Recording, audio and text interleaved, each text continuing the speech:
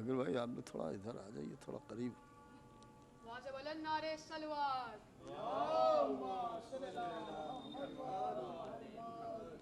حضرات ایک سورہ فاتحہ پڑھ کے جناب محمد حسین صاحب ساجن کے والدین کے نام ایصال ثواب فرما دیں.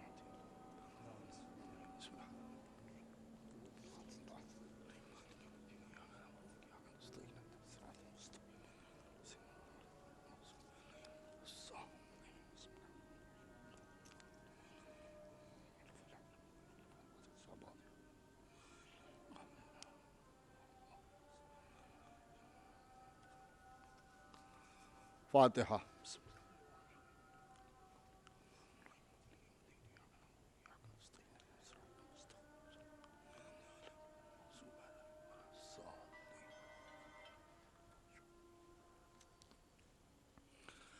اعوذ باللہ من الشیطان اللعین الرجیم. بسم اللہ الرحمن الرحیم. والحمد للہ رب العالمین والصلاة والسلام علی اشرف الانبیاء والمرسلین خاتم النبیین سید الوصیین محب الغرباء والفقراء والمساکین رحمۃ للعالمین رسول الثقلین امام الحرمین صاحب قاب قوسین محبوب رب المشرقین والمغربین جد الحسن والحسین مولانا و مولا الثقلین ابی القاسم محمد صلوات بھیجا وآل بیتہ الطیبین الطاہرین المعصومین المظلومین المنتخبین المنتجبین ولعنۃ اللہ علی اعدائہم وقتلتہم ومنکر فضائلہم ومصائبہم وطہارتہم وجلالتہم وشجاعتہم وعظمتہم وولایتہم وعطشہم اجمعین من لیلنا ھذا الی یوم الدین. اما بعد فقد قال اللہ سبحانہ تبارک و تعالی فی کتابہ الکریم والفرقانہ الحکیم والقرآن الکریم وقولہ الحق. بسم اللہ الرحمن الرحیم. قال الذین اوتوا العلم والایمان. صلوات بھیج دیں محمد وآل محمد. بہت ہی مختصر سی قرآن مجید کی آیہ کریمہ ہے کہ جس کی تلاوت کے شرف حاصل کرتے ہوئے اپنی گفتگو کا آغاز کیا. ان لفظوں میں خالق کون و مکان اور مالک ارض و سما ارشاد فرما رہا ہے کہ وہ کہتا ہے کہ میں نے علم عطا کیا اور میں نے ایمان عطا کیا. دیکھیے یہاں کے اوپر غور طلب ہے کہ خداوند عالم اس بات کی طرف اشارہ فرما رہا ہے کہ میں نے کچھ ایسے ہیں کہ جن کو میں نے علم عطا کیا ہے اور ایمان عطا کیا ہے. اس کا مقصد یہ ہے کہ بعض ایسے ہیں کہ جو یہاں ایمان لائے ہیں اور یہاں انہوں نے علم حاصل کیا ہے، اور کچھ ایسے بھی ہیں کہ جو وہاں سے علم بھی لے کے آئے ہیں اور ایمان بھی لے کے آئے ہیں، کیونکہ ان کے پاس جو علم اور ایمان ہے وہ دنیا میں حاصل کیا ہوا نہیں ہے، بلکہ وہ اللہ کی عطا ہے جو ان کے ساتھ ہے. اب غور طلب یہ ہے کہ یہ کون ایسا ہے کہ جسے ایمان وہاں سے ملا ہے. اس لیے کہ یہاں تو مسلمان اسی بات پر لڑ رہا ہے کہ فلاں صاحب پہلے ایمان لائے اور فلاں صاحب پہلے ایمان لائے، یعنی یہاں اس بات پر بحث ہے کہ یہ پہلے ایمان لائے یا وہ پہلے ایمان لائے. تو اس کا مطلب یہ ہے کہ جو ایمان لایا ہے اس آیہ کریمہ میں اس کی گفتگو نہیں ہو رہی ہے، بلکہ اس کی گفتگو ہو رہی ہے کہ جسے اللہ نے ایمان عطا کیا ہے. تو اب غور طلب یہ ہے کہ اللہ کی عطا کیسے ہوتی ہے. مثال کے طور پر علم کا مسئلہ ہے تو اب علم کا معاملہ یہ ہے کہ کچھ ایسے ہیں کہ جو دنیا میں علم حاصل کرتے ہیں. تو یہاں علم حاصل کرنے کے لیے ذان و ادب طے کرنا پڑتا ہے، استاد کے سامنے بیٹھنا پڑتا ہے، کلاس میں بیٹھنا پڑتا ہے، جو کچھ لیکچرز ہیں وہ سب اٹینڈ کرنا پڑتے ہیں. کلاس میں پہنچتا ہے انسان، ایک دو نہیں ہوتے ہیں بلکہ بہت سے ہوتے ہیں، ایک دوسرے کے گواہ ہوتے ہیں کہ ہاں یہ بھی ہمارے ساتھ تھے، وہ بھی ہمارے ساتھ تھے، اور یہاں وہ علم حاصل کرتے ہیں. تو اس کا مطلب یہ ہے کہ یہ علم وہ علم ہے کہ جو یہاں حاصل کیا جا رہا ہے، اس لیے کہ وہاں سے جو آتا ہے تو وہ جاہل ہی آتا ہے، پڑھا لکھا تو آتا نہیں ہے، یہاں آ کے علم حاصل کرتا ہے. اب کھلی ہوئی بات ہے کہ جیسا علم حاصل کرتا ہے اسی فیلڈ میں یا اسی لائن میں وہ ترقی کرتا جاتا ہے. کیونکہ یہاں آ کے جیسا علم حاصل کیا، مثال کے طور پر کسی نے کوئی ایسا علم حاصل کیا کہ وہ ڈاکٹر بن گیا، کوئی انجینئر بن گیا، کوئی وکیل بن گیا، تو ہوتا کیا ہے، تو انہوں نے کہا کہ صاحب یہ اس لائن کے ماسٹر ہیں، یہ اس لائن میں انہوں نے پڑھائی لکھائی کی ہے، لہٰذا یہ ترقی کرتے ہیں. تو وہاں سے کوئی انجینئر پیدا نہیں ہوتا، وہاں سے جب آتا ہے تو کھلی ہوئی بات ہے کہ وکیل بن کے نہیں پیدا ہوتا ہے، عالم دین بن کے نہیں پیدا ہوتا. یہاں جیسی جیسی ترقی کرتا جاتا ہے ویسے ویسے اس کی ترقی ہوتی جاتی ہے. کبھی ایسا ہوتا ہے کہ دنیا میں آتا ہے اور آ کے علم حاصل کرتا ہے، اور علم حاصل کر کے تو انہوں نے کہا کہ صاحب یہ پروفیسر ہو گئے اور یہ انجینئر ہو گئے اور یہ یونیورسٹی میں وائس چانسلر ہو گئے اور یہ عالم دین ہو گئے، یہ مولوی ہو گئے، یہ مرجع تقلید ہو گئے. لیکن جب وہاں سے آئیں گے تو سب ایک طرح سے آئیں گے. وہاں سے کوئی پڑھا لکھا نہیں آتا، وہاں سے جو بھی آتا ہے وہ جاہل ہی آتا ہے. کیوں کہ اس لیے کہ یہاں آ کے علم حاصل کرے گا، جب علم حاصل کرے گا تب پڑھے گا، تب لکھے گا، تب آگے بڑھے گا. لیکن وہاں سے جب آئے گا تو کچھ بھی اپنے ساتھ لے کے نہیں آئے گا. علم یہیں آ کے حاصل کیا جاتا ہے. لیکن اللہ بھی کچھ لوگ ایسے ہیں کہ جن کو علم دے کے بھیجتا ہے. اب یہ غور طلب ہے کہ اللہ جسے علم دے کے بھیجتا ہے وہ کیسا علم لے کے آتا ہے. کہ یہاں جو دنیا میں آیا اور اس نے دنیا میں علم حاصل کیا تو کیا دلیل ہے کہ وہاں سے لے کے نہیں آیا؟ انہوں نے کہا کہ صاحب وہاں لے کے کیسے آئے گا؟ اس لیے کہ وہاں سے آیا تو خاموش آیا، گریہ کرتا ہوا آیا، روتا ہوا آیا. اب بچہ ہے، پڑھے گا، لکھے گا. ایسا علم لے کے آیا ہے کہ جس کے بطن سے آیا ہے اسی کو نہیں پہچانتا، اپنے باپ کو نہیں جانتا، بھائی سامنے کھڑا ہے اسے کچھ خبر نہیں ہے. اب جب دنیا بتائے گی کہ یہ آپ کا بھائی ہے تب اس کی سمجھ میں آئے گا کہ یہ ہمارا بھائی ہے. جب لوگ بتائیں گے اس سے کہ یہ تمہارا باپ ہے تب اس کی سمجھ میں آئے گا کہ ہاں یہ ہمارا باپ ہے. یہ تمہاری ماں ہے تب سمجھ میں آئے گا کہ ہاں ہماری ماں ہے. اس کا مطلب یہ ہے کہ وہاں سے آیا تو جاہل آیا، یہاں آ کے پڑھ لکھ گیا، کچھ بڑھ گیا، آگے بڑھ گیا. لیکن وہاں سے جو علم لے کے آتا ہے پھر اسے کچھ بتانے کی ضرورت نہیں ہوتی، اس لیے کہ وہ آتے ہی کبھی توریت سناتا ہے، کبھی زبور سناتا ہے، کبھی انجیل سناتا ہے. ایک صلوات پڑھتے ہیں محمد وآل محمد. ایک اور صلوات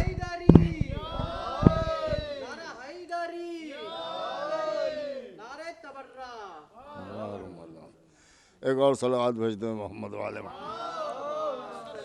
تو اب یہ کھلی ہوئی بات ہے کہ وہاں کی عطا اور ہوتی ہے اور یہاں کی عطا اور ہوتی. اب غور طلب ہے کہ مولا کائنات وہ ہیں کہ جنہوں نے آتے ہی کبھی توریت سنائی، کبھی زبور سنائی، کبھی انجیل سنائی، کبھی قرآن سنایا. دیکھیے سننے کے بعد لوگوں نے یہ کہا کہ ہاں بھائی انہوں نے توریت پڑھی، انہوں نے زبور پڑھی، انہوں نے قرآن پڑھا.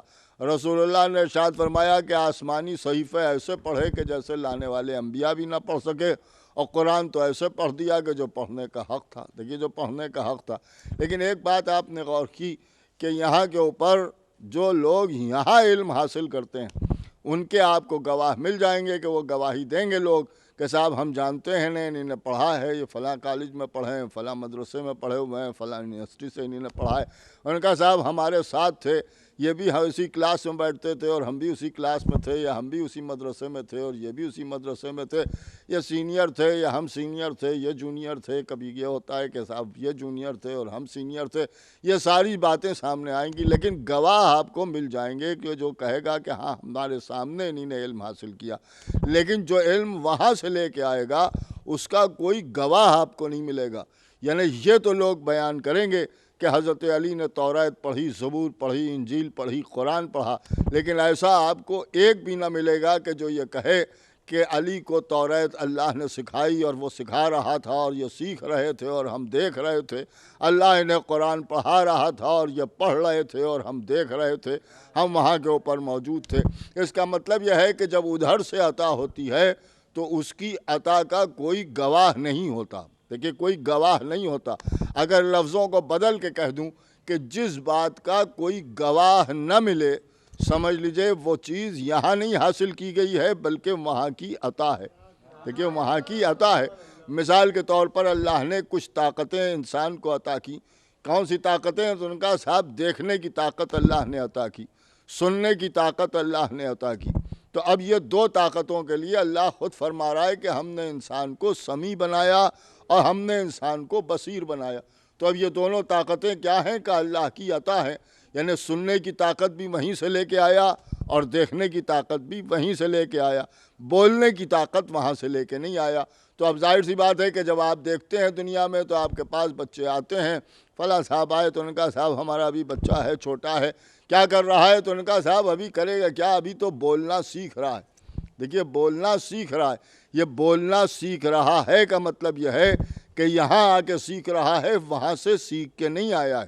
دیکھیے وہاں سے سیکھ کے نہیں آیا ہے، یہاں آ کے سیکھ رہا ہے. ایسے ہی آپ کو کوئی ایک ایسا آدمی نہیں ملے گا کہ جو یہ کہے کہ ابھی ہمارا بچہ دیکھنا سیکھ رہا ہے یا ہمارا بچہ سننا سیکھ رہا ہے. بھئی کیوں نہیں کہتا؟ کہ اس لیے کہ نہ کوئی سننا سیکھتا ہے اور نہ کوئی دیکھنا سیکھتا ہے. کیوں؟ کہ اس لیے کہ یہ اللہ کی عطا ہے. تو اب ایک بات سمجھ میں آئی کہ جب وہاں سے عطا ہوتی ہے تو وہ سیکھا نہیں جاتا بلکہ وہاں کی عطا ہے. جب وہاں کی عطا ہے، اللہ نے عطا کی ہے. میں نے ایک مولوی صاحب سے پوچھا کہ مولوی صاحب اللہ نے دیکھنے کی طاقت عطا کی، کہاں عطا کی؟ کہ کوئی گواہ ہے آپ کے پاس اس بات کا کہ اللہ آپ کو دیکھنے کی طاقت دے رہا تھا اور وہ کہے کہ ہاں ہم دیکھ رہے تھے کہ یہ حاصل کر رہے ہیں؟ کیا آپ کے پاس کوئی ایسا گواہ ہے کہ اللہ یہ کہہ رہا آپ کو سننے کی طاقت عطا کر رہا تھا اور آپ کھڑے ہوئے اس کی عطا کو حاصل کر رہے تھے، اور وہ یہ گواہی دے کہ میرے سامنے اللہ نے انہیں سننے کی طاقت دی اور انہیں نے حاصل کی؟ تو ان کا صاحب اس کی عطا کا کوئی گواہ نہیں ہوتا، اس لیے کہ یہ دنیا والے ہیں کہ جب دنیا میں کوئی کسی کو کچھ عطا کرتا ہے تو پھر کھلی ہوئی بات ہے کہ 10 آدمیوں کے سامنے ظاہر کر کے اسے ذلیل بھی کرتا ہے. لیکن وہ رحمان و رحیم ہے، اس کی عطا کا کوئی گواہی نہ ملے گا، اسے جسے جو عطا کرنا ہے وہ عطا کر دیتا ہے. تو اب ایک بات سمجھ میں آ گئی کہ جب وہاں سے کچھ عطا ہوتا ہے تو اس کا گواہ نہیں ملتا. یعنی کوئی یہ کہنے والا نہیں ہے کہ وہ عطا کر رہا تھا اور ہم دیکھ رہے تھے، ہم اس بات کے گواہ ہیں کہ اس کی عطا ہو رہی تھی اور یہ حاصل کر رہے تھے. اب اللہ نے کہا میں نے علم بھی عطا کیا اور ایمان بھی عطا کیا. تو اب علم کا معاملہ تو سمجھ میں آ گیا، اسی طرح سے ایمان کا بھی معاملہ ہے کہ اللہ کہہ رہا ہے میں نے ایمان عطا کیا. دیکھیے ایمان عطا کیا، یہ ایمان عطا کیا تو اب کسے عطا کیا یہ آپ کو تلاش کرنا ہے. اب جب ہم نے دنیا میں لوگوں کو دیکھا تو ان کا صاحب یہ پہلے ایمان لائے، ان کے بعد یہ صاحب ایمان لائے، ان کے بعد وہ صاحب ایمان لائے، وہ بڈھوں میں پہلے ایمان لائے، وہ بچوں میں پہلے ایمان لائے، وہ کھوسٹوں میں پہلے ایمان لائے، وہ جوانوں میں پہلے ایمان لائے. یہ ساری باتیں ہوتی ہیں. آپ کو کیسے معلوم؟ کہا صاحب ہم گواہ ہیں اس بات کے، ہمارے سامنے انہیں نے کلمہ پڑھا، ہمارے سامنے انہیں نے اسلام کو جوائن کیا، ہمارے سامنے نہیں یہ مسلمان ہوئے ہیں، لہٰذا ہم اس بات کے گواہ ہیں کہ انہیں نے کلمہ پڑھا. تو اس کا مطلب یہ ہے کہ جو یہاں ایمان لائے گا، دیکھیے جو یہاں ایمان لائے گا اس کے گواہ مل جائیں گے، اور اس کے گواہ اس لیے مل جائیں گے کہ وہ لوگوں کے سامنے ایمان لائے گا. لیکن ایک بات یہ بھی سمجھ لیجئے، ایمان وہی لائے گا جو پہلے بے ایمان ہوگا. ایک صلوات پڑھے محمد وآل محمد پہ. بھئی جو پہلے سے جس کے پاس ایمان نہیں ہوگا وہی تو ایمان لائے گا. ایمان لائے گا، دیکھیں ایمان لائے، فلاں صاحب ایمان لائے اور فلاں صاحب ایمان لائے اور فلاں صاحب ایمان لائے، یہ جملے ہی بتا رہے ہیں کہ پہلے ایمان نہیں تھا، اب یہ ایمان لائے اور ایمان لا کے مسلمان ہو گئے. اب غور طلب یہ ہے کہ یہ یہاں ایمان لائے ہیں، دیکھیں یہاں ایمان لائے ہیں، جیسے لوگوں نے یہاں علم حاصل کیا، لیکن اللہ نے انہیں ایمان عطا کیا ہو یہ نہیں ہو سکتا. اس کا مطلب یہ ہے کہ یہاں جو ایمان ان کے پاس ہے وہ دنیا کی میں حاصل کیا گیا ہے، لیکن اللہ کی عطا نہیں ہے. لیکن اللہ کہہ رہا ہے کہ میں نے ایمان بھی عطا کیا، تو کم سے کم کوئی ایک ایسا ہونا چاہیے کہ جو یہاں ایمان لاتا ہوا نظر نہ آئے بلکہ وہاں سے ایمان لے کے آئے. دیکھیے وہاں سے ایمان لے کے آئے. آپ غور کر رہے ہیں، اس رخ کو غور کیجئے کہ وہاں سے ایمان لے کے آئے. تو اب وہاں کے حاصل کیے ہوئے ایمان کی دلیل کیا ہوگی؟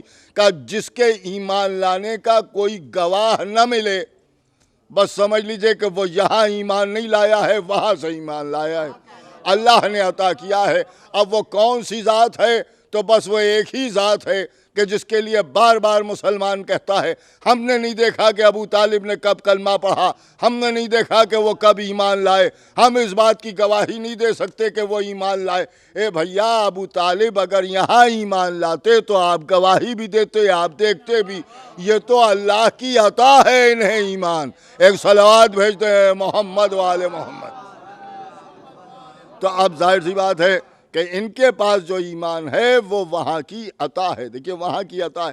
اب اس کے اوپر لوگ بحث کرتے ہیں، ان کا صاحب اللہ نے کیسے ایمان عطا کر دیا اور یہ کیسے ہو گیا؟ یہ بات تو ہماری سمجھ میں نہیں آتی کہ صاحب اللہ ہی نے ایمان عطا کرے گا. بالکل سامنے کی بات عرض کر دوں آپ کے سامنے، حالانکہ یہاں جو مجمع بیٹھا ہوا ہے اور ہم لوگ جو ہیں تو انہیں تو کسی چیز کی دلیل کی ضرورت ہی نہیں ہے، اس لیے کہ ہم جانتے ہیں کہ ابو طالب اس ذات کا نام ہے جس کے گھرانے کو ماننے کا نام ہی ایمان ہے، لہذا ان کے ایمان لانے کا تو کوئی سوال ہی نہیں ہے۔ ایک صلوات پڑھیں محمد والے محمد، بھئی غور طلب ہے نا۔ تو ان کی منزل بالکل الگ ہے، دیکھیں ان کی منزل الگ ہے، ان کا گھرانہ ہی الگ ہے، لیکن غیروں کو سمجھانے کے لیے ایک بات میں آپ کے سامنے عرض کر دوں۔ میں نے پوچھا ایمان کیا ہے، ایمان کسے کہتے ہیں؟ تو اب ظاہر سی بات ہے کہ جو ایمان لائے ہیں، تازے تازے با ایمان ہوئے ہیں، وہ کیا بتائیں گے کہ ایمان کیا ہے، ایمان کسے کہتے ہیں؟ تو وہ تو ہمیں ایمان سمجھا نہیں پائے۔ ہم نے رسول اللہ سے پوچھا یا رسول اللہ آپ بتائیے کہ ایمان کیا ہے، اور جب پوچھا رسول اللہ سے کہ ایمان کیا ہے تو رسول اللہ نے فرمایا یا علی حب کا تقویٰ والایمان، علی تمہاری محبت کا نام تقویٰ ہے، تمہاری محبت کا نام ایمان ہے۔ تو اب حضرت علی کی محبت کا نام ایمان ہے، تو اس کا مطلب یہ ہے کہ حضرت علی علیہ السلام سے جو محبت کرے اسی کا نام ایمان ہے، دیکھیے وہی صاحب ایمان ہے۔ اب آپ غور فرمائیں، علی کی محبت کا نام ایمان، کہ علی کی محبت کا نام ایمان۔ اب علی سے محبت کیسے کی جائے؟ دیکھیے غور طلب ہے کہ کیسے محبت کی جائے۔ انہوں نے کہا کہ صاحب ہم علی سے محبت کرنے لگے، ہم نے علی ابن ابی طالب سے محبت کی، لہذا محبت کی تو ہم صاحب ایمان ہوئے۔ دیکھیے ہمارے محبت کرنے میں اور جناب ابو طالب کی علی سے محبت کرنے میں فرق ہے، اس لیے کہ ابو طالب باپ کا نام ہے اور علی بیٹے کا نام ہے۔ دیکھیے علی بیٹے کا نام ہے، سب ایک دوسرے سے محبت کرتے ہوئے نظر آئیں گے، لیکن باپ بیٹے کی محبت یہ بالکل الگ ہے۔ دیکھیے باپ بیٹے کی محبت یہ الگ ہے۔ بالکل سامنے کا سوال کر لوں، ایک صاحب کے ہاں بیٹا پیدا ہوا، اور جب بیٹا پیدا ہوا مولوی صاحب تھے، سب کو ظاہر سی بات ہے کہ درس دیتے تھے، تبلیغ کرتے تھے، ہم نے پہنچے وہاں، بھئی سنا آپ کیا بیٹا پیدا ہوا؟ انہوں نے کہا ہاں صاحب بیٹا پیدا ہوا۔ میں نے کہا بہت بہتر ہے، اب اس سے آپ محبت کب سے کرنا شروع کریں گے؟ یہی توجہ فرما رہے ہیں بھئی، اب اس سے محبت کب سے کرنا شروع کریں گے؟ آج تو جناب دن اچھا نہیں ہے، آج سے نہ کیجیے گا، کل سے کیجیے گا، یا ایسا کیجیے کہ کوئی دن تاریخ کسی اور مولوی صاحب سے نکلوا لیجیے، اس تاریخ میں ان سے اپنے بیٹے سے محبت کرنا آپ شروع کر دیجیے گا۔ یا یہ کہ ابھی تو پیدا ہوا ہے جناب دیکھیے کئی دن جیتا ہے۔ انہوں نے کہا صاحب کیسی باتیں کرنے لگے، ابھی پیدا ہوا ہے، اور جب پیدا ہوا ہے تو آپ فوراً ہی جو ہے یہ ایسی باتیں کرنے لگے۔ ارے بھائی ابھی رک جائیے، سال دو سال کا ہو جائے تب محبت کیجیے گا، جوان ہو جائے تو محبت کیجیے گا، جب پیسے کما کے لا کے آپ کو دینے لگے تب سے محبت شروع کر دیجیے گا۔ ابھی اتنی جلدی کیا ہے جناب، ابھی تو بچہ پیدا ہوا ہے، بھئی ابھی کون سی مصیبت ہے، ابھی پیدا ہوا ہے، ابھی دیکھیے کئی دن جیے گا، مر نہ جائے۔ آپ غور کر رہے ہیں، اگر ایسی باتیں کرنے لگے تو باپ پہلے ہم ہی کو نکال دے گا کہ یہ کہا گیا، ابھی بچہ پیدا ہوا، جیسے ہی پیدا ہوا ویسے ہی مرنے کی بات کرنے لگا۔ اچھا آپ بتائیے کسی کے یہاں بچہ پیدا ہوگا تو مرے گا نہیں؟ اب میں بحث پر آمادہ ہو گیا، یہ کہ قرآن مجید کی آیت دیکھیے کہ ہر نفس کو ذائقہ موت چکھنا ہے، یہ حدیث دیکھیے ہر ایک کو موت آنا ہے، کوئی ایسا نہیں ہے صاحب جو بچے گا، لہٰذا اب یہ پیدا ہو گیا تو مرے گا ضرور، مرے گا ضرور۔ تو ہوگا کیا؟ وہ تو بعد میں مرے گا، ہمیں پہلے مار دیا جائے گا۔ آپ غور فرما رہے ہیں، اس لیے کہ خوشی کے موقع پر یہ ایسی باتیں کر رہا ہے۔ اب آپ انصاف سے بتائیے کہ جب اسلام کامل ہوا غدیر کے میدان میں اور رسول اللہ نے کامل ہونے کا اعلان فرما دیا کہ اللہ کہتا ہے کہ ہم نے دین کو مکمل کر دیا، تو ایک صاحب نے رونا شروع کر دیا، اور جب رونا شروع کر دیا تو ان سے پوچھا گیا کہ آپ کیوں رو رہے ہیں، دین تو کامل ہو گیا۔ کہنے لگے جب چاند کامل ہو جاتا ہے تو گھٹنے لگتا ہے۔ یہ بالکل ویسی ہی بات ہے یا نہیں ہے کہ ایک بچہ پیدا ہوا کہنے لگے مرے گا ضرور؟ ایک صلوات پڑھے محمد والے محمد، غور طلب ہے۔ تو اب آپ غور فرمائے کہ بھائی کیسے محبت ہوگی، کئی دن کے بعد محبت ہوگی؟ تو جواب کیا آئے گا؟ جواب یہ آئے گا کہ صاحب ہم باپ ہیں اور یہ ہماری اولاد ہے، لہٰذا اب ہمیں یہاں دن تاریخ دیکھنے کی ضرورت نہیں ہے۔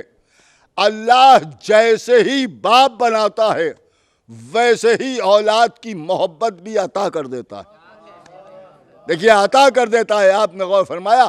دوسرے جب بچے کو دیکھیں گے، اس کے ہنر کو دیکھیں گے، اس کی خوبیوں کو دیکھیں گے، تب اس سے محبت کریں گے، لیکن باپ جیسے ہی باپ بنے گا ویسے ہی بیٹے سے محبت کرنے لگے گا۔ کیوں؟ کہ اس لیے کہ وہ محبت کرنا شروع کریں گے دنیا میں، لیکن اس کے پاس جو محبت ہے یہ خود حاصل کی ہوئی نہیں ہے، اللہ کی عطا ہے۔ دیکھیے اللہ کی عطا ہے۔ اب آپ نے غور فرمایا، نبی نے فرمایا کہ علی کی محبت کا نام ایمان ہے۔ جیسے ہی ابو طالب علی کے باپ بنے، اللہ نے یہ محبت عطا کر کے بتایا کہ ہم نے ایمان عطا کیا۔ ایک صلوات بھیجتے ہیں محمد و آل محمد، ایک اور صلوات بھیجتے ہیں محمد و آل محمد۔ اب دیکھیے ایک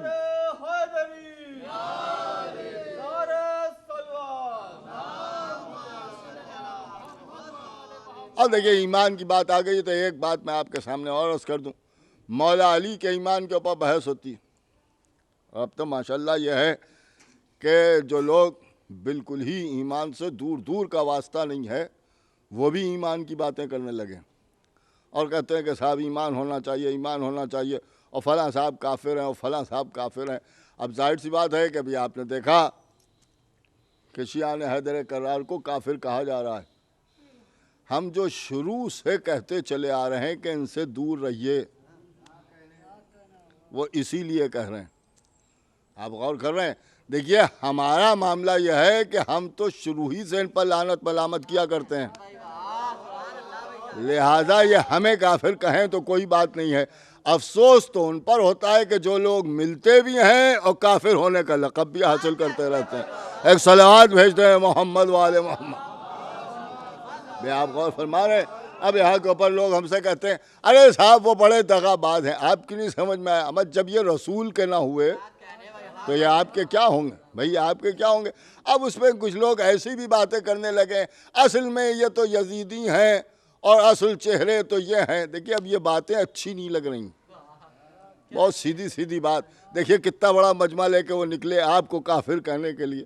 پاکستان کی سیاہ دیواروں کو بھی سیاہ کر دیا۔ ایک صلوات پڑھے محمد و آل محمد۔ آپ کو فرما رہے ہیں؟ اور اس کے بعد انہوں نے صاحب کافر کہنا شروع کر دیا۔ انہوں نے کہا صاحب شیعہ تو کافر ہیں، شیعہ تو کافر ہیں، شیعہ تو کافر ہیں۔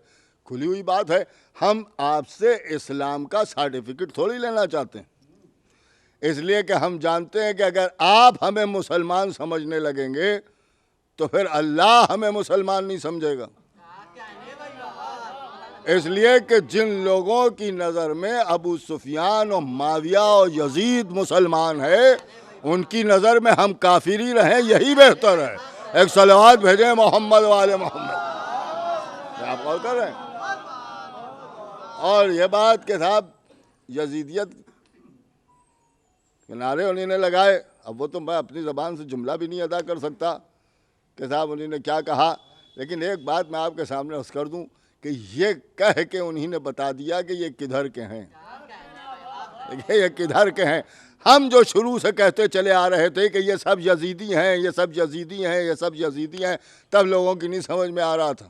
ارے نہیں صاحب یزید کو تو وہ بھی برا کہتے ہیں، یزید کو تو وہ بھی برا کہتے ہیں۔ کہاں کہہ رہے ہیں بھائی، کہاں کہہ رہے ہیں؟ اب اس کے بعد کچھ لوگ اس پر بگڑے جا رہے ہیں، ارے صاحب یزید کو رضی اللہ کہہ دیا، یزید کو رضی اللہ کہہ دیا۔ آپ بیکار بگڑ رہے ہیں، انہی نے ہمیشہ ایسو ہی کو رضی اللہ کہا ہے۔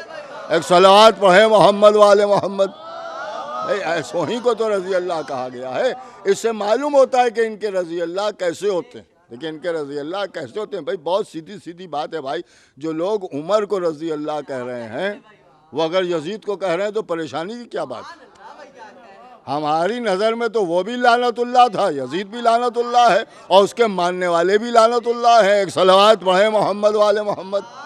یہ میں تو بالکل دو ٹک بات آپ کے سامنے عرض کر رہا ہوں۔ میرا ہمیشہ سے مزاج یہی ہے۔ یہاں کے اوپر ہمارے شاکر بھائی تو بہرحال بہت اچھی طرح سے ہمارے مزاج سے واقف ہیں، باقی تو بہرحال بچے بیٹھے ہوئے ہیں، تو بہرحال بالکل سامنے کی بات ہے کہ مجھے تو کبھی اچھے ہی نہیں لگے، مجھے تو کبھی اچھے ہی نہیں لگے۔ اب یہ لے کہ صاحب یزید کو بھی اللہ معاف کر سکتا ہے، ارے صاحب ان کا ایک لاجک ہے۔ کیا لاجک؟ ان کا صاحب لاجک یہ ہے کہ وہ یہ کہتے ہیں کہ اللہ رحمان و رحیم ہے اور رسول رحمت للعالمین ہیں۔ اگر ان لوگوں نے رحمت کے بادل برسا دیے اور یزید کو بھی معاف کر دیا تو پھر آپ کہاں جائیں گے؟ آپ غور کر رہے ہیں؟ خالی یزید کو نہیں، یزید کے پورے سلسلے میں سے کسی ایک کے لیے بھی اگر ہمیں یہ یقین ہو جائے کہ اللہ انہیں معاف کر دے گا تو آپ یقین جانیے جتنی لعنت آج کرتے ہیں اس کی 1,00,000 گنا لعنت اور زیادہ کریں۔ میں نے کہا صاحب کیا بات کر رہے ہیں، اللہ اگر معاف کر دے گا تو آپ اور لعنت کریں۔ بے شک، اس لیے کہ اگر کوئی حق علی غصب کرنے کے بعد، شہزادی کے پہلو پر دروازہ گرائے جانے کے بعد، امام حسین کے قتل کے بعد اگر معاف کیا جا سکتا ہے تو کیا اس پر لعنت کر کے ہم نہیں معاف کیے جا سکتے؟ ایک صلوات بھیجیں محمد والے محمد، ایک اور طلب ہے یا نہیں ہے؟ تو ہمیں تو پہلے معاف کر دیا جائے گا بھائی، ہمیں تو پہلے معاف کر دیا جائے گا۔ اب یہ کہ بڑی عجیب و غریب بات ہے، خدا کی قسم کبھی آپ غور کریں کہ مغفرت کے قائل ہوتے ہیں تو یزید کی مغفرت کے قائل ہو جاتے ہیں، اور جہنم بھیجنے پر آتے ہیں تو حسین حسین کرنے والوں کو جہنم بھیجے دینا۔ ایک صلوات پڑھے محمد والے محمد۔ آپ کبھی غور کریں یہ کون سا مسئلہ ہے، کون سی عظیم کبھی عجیب و غریب باتیں ہیں کہ انہوں نے کہا کہ صاحب یہ کافر ہیں، وہ کافر ہیں، وہ کافر ہیں۔ بس ایک بات سن لیجئے، اور میں تو اعلان بات کرتا ہوں، چاہے کم لوگ ہوں یا زیادہ لوگ ہوں، بالکل سیدھی سیدھی بات ہے، دو ٹک بات۔ مسلمانوں میں 73 فرقوں میں ایک فرقہ ہمارا بھی ہے، 72 فرقے ایک ساتھ ہیں، ہم الگ ہیں۔ دیکھیے ہم الگ ہیں، حالانکہ یہ 72 کے 72 فرقے آپس میں بھی ایک دوسرے کو کافر کہتے ہیں، سمجھا آپ؟ یہ سب آپس میں بھی ایک دوسرے کو کافر کہتے ہیں، اور ہم ان سب کو کافر کہتے ہیں، اور یہ سب مل کے ہمیں کافر کہتے ہیں۔ یہ بھی ایک بات ہے کہ یہ سب مل کے ہمیں کافر کہتے ہیں۔ یہ سمجھتے ہیں کہ کفر کا فتویٰ بھی اجماع سے ثابت ہو جائے گا، تو بھیا یہ فتویٰ ہے، خلافت تھوڑی ہے۔ ایک صلوات پڑھے محمد والے محمد۔ کیا آپ سب ایک ہو گئے تو جسے آپ نے کہہ دیا وہ کافر ہے اور جسے آپ نے کہہ دیا وہ مسلمان ہے؟ ایسا تو ہے نہیں، بالکل سامنے کی بات عرض کر رہا ہوں۔ ان 72 فرقوں میں آپس میں ایک کچھ بھی کہتے رہے، لیکن انہیں یہ حق ہی نہیں ہے کہ یہ ہمیں کافر کہیں، لیکن ہمیں یہ حق ہے کہ ہم ان میں سے جسے چاہیں اسے کافر کہیں۔ دیکھیے ہمیں یہ حق ہے، یہ میں اس لیے بیان کر دیتا ہوں کہ یہ جو بچے ہمارے بیٹھے ہوئے ہیں کے سامنے بھی بات آتی رہے، ہمیں یہ حق ہے کہ ہم جسے چاہیں کافر کہیں، مگر انہیں یہ حق حاصل نہیں ہے کہ یہ ہمیں کافر کہیں۔ انہوں نے کہا صاحب کیسے؟ آپ ان سے پوچھئے کہ مسلمان کون ہے؟ تو انہوں نے کہا جس نے اسلام کو قبول کیا۔ اسلام کو کس نے قبول کیا؟ تو انہوں نے کہا جس نے اصول دین کو قبول کیا، مانا۔ اصول دین کیا ہے؟ ان کے یہاں 3 اصول ہیں، نہ جانے 3 سے کون سی محبت ہے کہ بس 3 اصول ہیں۔ پہلا اصول جو ان کا ہے وہ توحید ہے، دوسرا اصول ان کا رسالت ہے، تیسرا اصول ان کا قیامت ہے۔ ان کا یہ کہنا ہے کہ ان 3 اصولوں میں سے کسی ایک اصول کا بھی اگر کسی نے انکار کر دیا تو وہ ان کی نظر میں کافر ہے۔ اب یہ ہمیں بتائیں کہ کیا ہمارا فرقہ توحید کا قائل نہیں ہے؟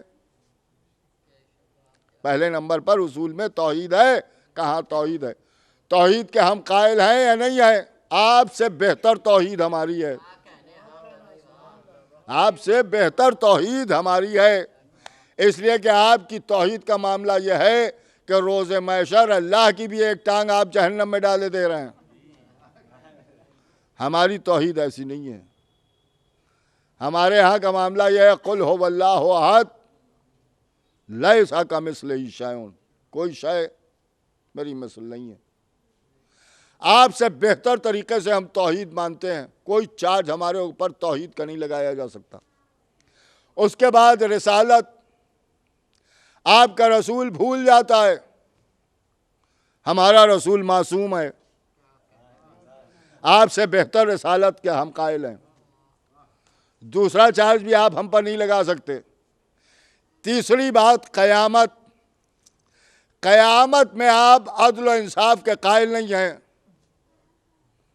ہم عدل و انصاف کے قائل ہیں، یوم فیصلہ ہے، لہذا یہ کہ قیامت بھی ہم بہتر جانتے ہیں، آپ نہیں جانتے۔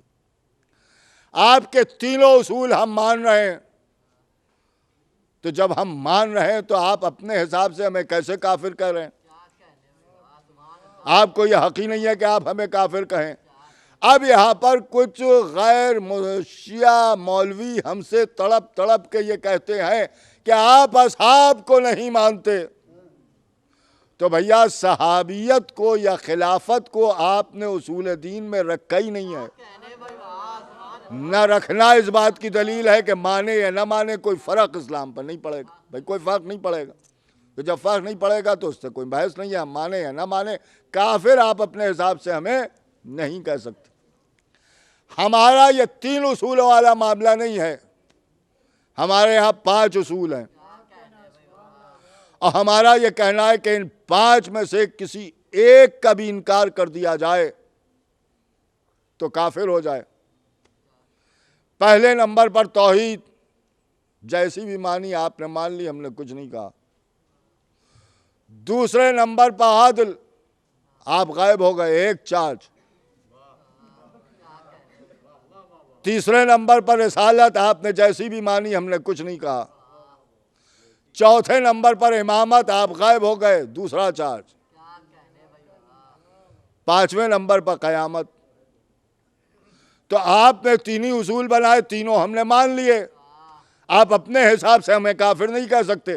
ہمارے یہاں 5 اصول ہیں، 5 میں سے 2 میں آپ غائب ہو جاتے ہیں، تو ہم آپ کو ڈبل کافر کہہ سکتے ہیں۔ ایک صلوات بھائے محمد والے محمد، لیکن ہم کہہ سکتے ہیں، آپ ہمیں نہیں کہہ سکتے، کیونکہ جو آپ نے بنائے اصول وہ ہم نے مانے، اور جو ہم نے بنائے اس میں سے آپ میں 2 میں غائب ہو گئے۔ اب یہ آپ کے سامنے 2 باتیں ہیں، مسلمانوں کے 73 فرقوں میں 72 فرقوں کے اصول 3 ہیں، ایک فرقے کا اصول 5 ہے، ایک فرقے کا اصول 5۔ اب ذرا قرآن پڑھ کے ہمیں بتائیے کہ اللہ نے 3 اصول ماننے والے کو کافر کہا ہے یا 5 اصولوں کو ماننے والے کو کافر کہا ہے؟ ان کا صاحب قرآن میں کہاں ملے گا؟ پہلی منزل پر۔ ابلیس کو نکالتے وقت اللہ نے کہا وَكَانَ مِنَ الْكَافِرِينَ، وہ تو تھا ہی کافروں میں سے۔ ملائکہ کو مسلمان تھے، ابلیس کو کافر کہا ہے، وہ تو تھا ہی کافر۔ اچھا ظاہر سی بات ہے کہ ابلیس کے کافر ہونے میں جو شک کرے وہ خود ہی کافر۔ دیکھیں یہ بھی ایک معاملہ ہے کہ وہ تو اتنا بڑا کافر ہے کہ کفر کا معیار ہے۔ ابلیس کے ذرا اصول دین دیکھیے اور اپنے دیکھیے، اپنے دیکھیے۔ پہلے نمبر پر ہے توحید، اللہ ابلیس تو توحید خالص کا ماننے والا، وہ تو اللہ کے کہنے کے باوجود بھی کسی غیر اللہ کے آگے سر نہیں جھکا رہا ہے۔ اس سے بڑا توحید کا قائل کون ہوگا؟ بار بار خالق خالق کہہ کے بات کر رہا ہے، اللہ اللہ کر رہا ہے۔ آج مسلمان کیا اللہ اللہ کرے گا جو ابلیس کر رہا ہے؟ اس کا مطلب یہ ہے کہ ابلیس توحید کا قائل ہے۔ اس کے بعد جب اللہ نے حکم دیا کہ آدم کو سجدہ کرو تو ابلیس اللہ سے بحث کرنے لگا، کیسے سجدہ کر لیں؟ اسے مٹی سے بنایا اور اسے آگ سے بنایا، اور آگ جو ہے وہ مٹی سے افضل ہے، اور افضل کہیں مفضول کے آگے سر جھکاتا ہے، یہ تو ظلم ہو جائے گا۔ نہیں توجہ فرمائی آپ نے؟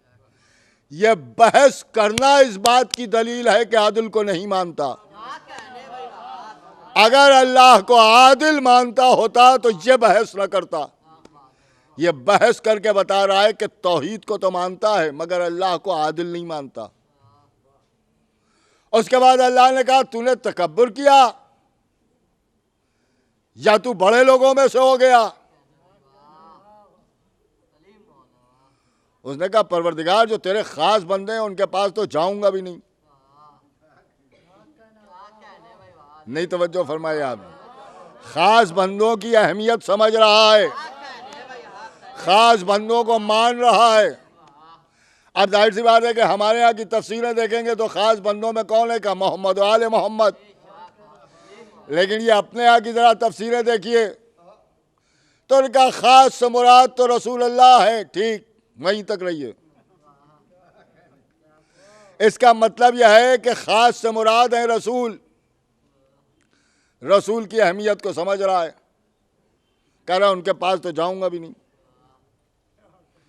اب آپ نے غور فرمایا، پہلے نمبر پر توحید کو مان رہا تھا، بحث کر کے بتا دیا عادل کو نہیں مانتا، اور یہاں کہہ رہا ہے کہ خاص کے پاس تو جاؤں گا بھی نہیں، اور خاص سے مراد ہے رسول۔ اس کا مطلب یہ ہے کہ رسالت کا قائل ہے، دیکھیے رسالت کا قائل ہے۔ تو اب اس کے بھی اصول دین میں دو اصول تو ثابت ہو گئے، ایک توحید ہے اور دوسرے رسالت ہے۔ دیکھیے دوسری ممبر پر رسالت ہے، رسالت کا قائل ہے۔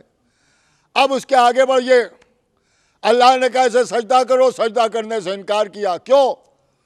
کہ یہ خلافت الہیہ ہے، اللہ کے بنائے ہوئے خلیفہ کو نہیں مانے گا، اللہ کے بنائے ہوئے خلیفہ کو ہی امام کہتے ہیں۔ چوتھی منزل میں پھر غائب ہو گیا،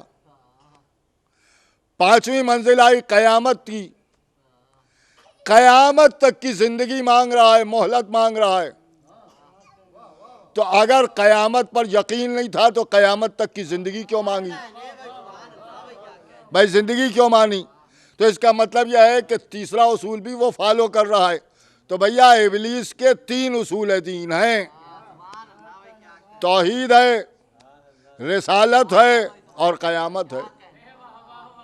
نہیں توجہ فرمائی آپ نے؟ توحید ہے، رسالت ہے اور قیامت ہے، یہی الحمدللہ آپ کے اصول ہیں۔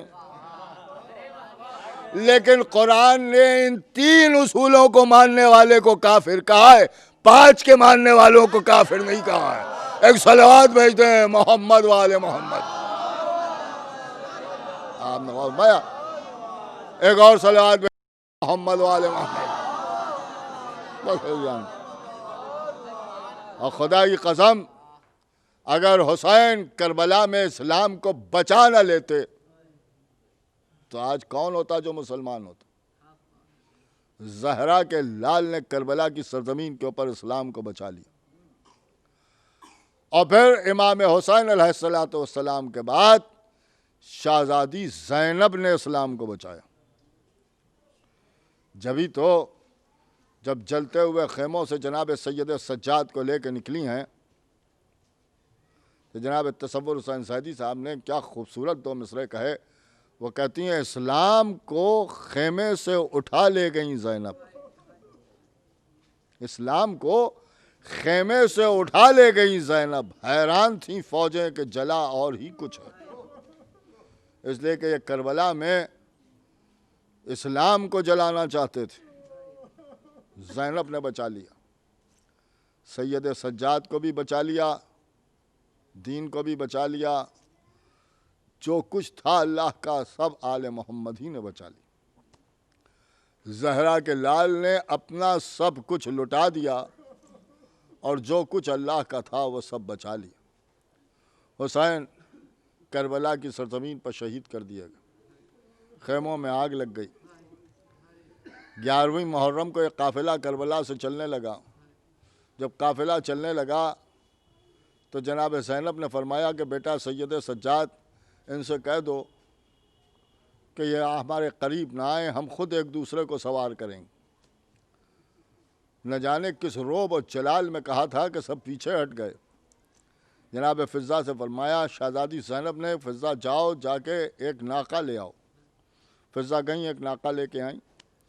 شہزادی زینب نے بی بی رباب کو سوار کیا، پھر ناقہ آیا بی بی لیلہ کو سوار کیا، پھر ناقہ آیا بی بی ام فروا کو سوار کر دیا، بی بی ام کلثوم سوار ہو گئیں، ساری شہزادیاں سوار ہو چکیں۔ اب زینب اور فضہ بس 2 آدمی رہ گئے۔ فضہ پھر ایک ناقہ لے کے آئیں، آ کے ناقے کو بٹھایا، پہلو میں آ کے بیٹھیں. شہزادی زینب کی طرف دیکھ کے فرمایا شہزادی بسم اللہ. شہزادی زینب نے رونا شروع کر دیا اور اس کے بعد فرمایا کہ فضا آپ نے یہ سوچا بھی کیسے کہ ہم سب کو سوار کریں گے اور آپ کو سوار نہ کریں. بس یہ سننا تھا کہ جناب فضا کہتی ہیں کہ شہزادی کہیں کنیزیں بھی شہزادیاں بھی کہیں کنیزوں کو سوار کرتی ہیں. آپ سوار ہوں ہم آپ کو سوار کریں. جناب زینب فرماتی ہیں کہ فضا ہم نے آپ کو کبھی کنیز نہیں سمجھا ہے. جب ہم نے بات کی ہے تو اماں فضا کہہ کے بات کی. اے بی بی آپ سوار ہو جائیں زینب آپ کو سوار کرے گی. شہزادی زینب نے جناب فضا کو بھی سوار کر دی. فضا بھی سوار ہو گئی. اب تو کوئی ناکہ لانے والا بھی نہ رہا. روایت کہتی ہے کہ ایک ناکہ خود سے چلتا ہوا آیا, آ کے شہزادی زینب کے سامنے آ کے بیٹھ گیا. جناب زینب آگے بڑھیں, ناکے کی پشت پر ہاتھ رکھا, پھر کبھی دائیں جانب دیکھا کبھی بائیں جانب دیکھا, پھر فرات کا رخ کر کے آواز دی عباس آج زینب کو سوار کرنے والا کوئی نہیں ہے. کہ سید سجاد آگے بڑھے, اے بوبی اماں اب چچا کو نہ پکاریے, یہ بھتیجا آپ کو سوار کرے گا. لیجئے زینب کو سوار کر دیا. سید سجاد نے ناکہ کھڑا ہونے لگا. شہزادی زینب کی نظر جناب سید سجاد کے چہرے پر پڑی. چہرے کا رنگ متغیر دیکھا. اے میرے لال یہ کیا عالم ہے. اے بوبی اماں آپ ہی بتائیے کہ میں کیا کروں. انہی نے اپنے کشتہائے نجس کو دفن کر دیا, لیکن میرے بابا کا لاشا بے گور و کفن جلتی ہوئی ریت پر پڑا ہے. کوئی دفن کرنے والا موجود نہیں ہے. واہ حسینہ واہ سیالم الذین ظلموا حق من ينقلبون انا للہ وانا الیہ راجعون. حضرات ایک سورہ فاتحہ پڑھ کے جناب محمد حسین صاحب ساجن کے والدین کے نام مثال صاحب.